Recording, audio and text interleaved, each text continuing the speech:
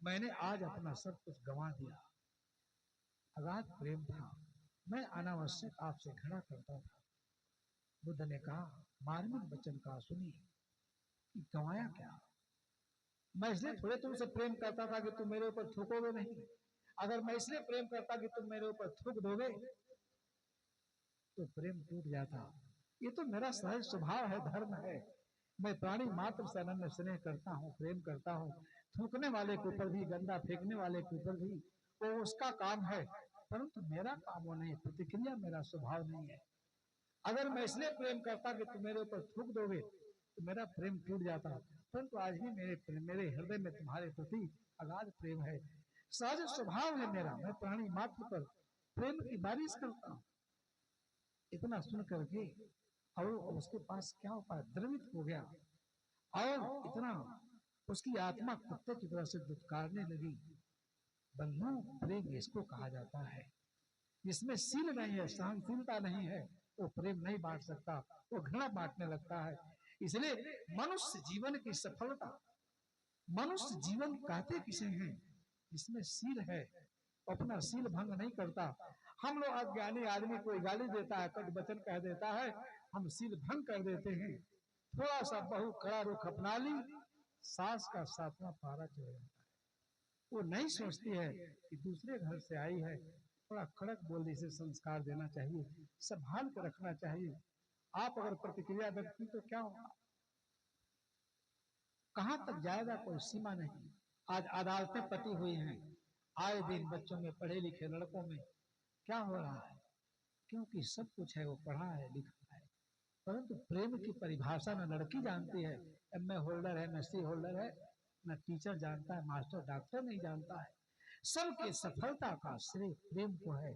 शादी हुआ, विवाह हुआ, गुरु किए, अध्यात्म के पथ पर गए, वहां आपको प्रेम उठाना पड़ेगा, सहनशीलता लाना पड़ेगा। प्रेम के बिना आप सेवा नहीं कर सकते, और सेवा के बिना चरित्र बढ़िया नहीं हो सकता, आपका चित्त शुद्ध नहीं हो सकता। बंधुओं, इसीलिए प्रेम की बहुत बड़ी आवश्यकता है। प्रेम जब आसक्ति में बदल जाता है, मोह में भी साहब ने कहा, बहुत अच्छी बात कह रहे थे, तो कुछ नहीं बनता है। यदि साहब की बात को याद करो, प्रेम कैसे करना चाहिए। प्रेम पाठ का चोलना पहिर कबीरू। अगर जीवन को कृतार्थ करना है, सफल करना है, सफल बनाना है, महान बनाना है, महानता के शिखर पर पहुंचना है, तो आप खुले दिल से प्रेम बांटो, सबके प्रति प्रेम बांटो। प्रेम बांटने में कोई किताही नहीं करो, कोई कृपणता ना करो, तो प्रेम से आप क्या बन जाएंगे, लाखों लोगों के लिए पूज्य आदरणीय बन जाएंगे। आज वही लोगों की हम पूजा करते हैं भगवान के रूप में, देवता के रूप में, जिन लोगों ने समाज में प्रेम बांट करके गए। अनेक प्रसंग है, लेकिन प्रेम को संभालना, प्रेम को, प्रेम की मर्यादा को समझना, ये बड़ा मुश्किल है। 8 पैर जीना रहे, प्रेम का आवेश हो। साहब की साखी सब जगह इतना आत्मरस से सराबोर है। इसलिए इस साखी पर ये पहला सत्र है, आप लोग जरूर मनन करेंगे कि जीवन में प्रेम शब्द केवल शब्द नहीं है, ये जीवन का मूल मंत्र है। ये जीवन को सफल बनाने के लिए, सार्थक बनाने के लिए, कृतार्थ बनाने के लिए, सेवा के लिए, दायित्व बोध के लिए, कर्तव्य बोध के लिए प्रेम की आवश्यकता है। अगर प्रेम नहीं है तो जीवन में आप कुछ नहीं कर सकते।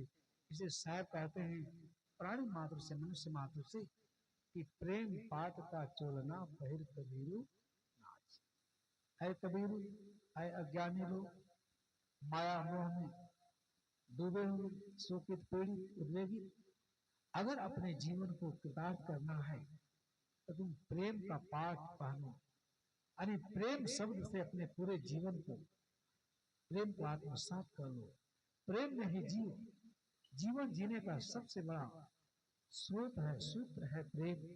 अगर प्रेम आपके अंदर समा गया तो दुनिया में न किसी से घृणा होगी, न नफरत होगा, न किसी से बुराई होगी, न कोई आप पाप करेंगे, और मानवीय स्वरूपों से आपका जीवन एकदम शोभायमान हो जाएगा, अलंकृत हो जाएगा। पहिर कबीरुनाथ, अब पानित तीनों दास को जो तन मन बोले, उसके प्रति साहेब कृतज्ञता ज्ञापित करते हैं।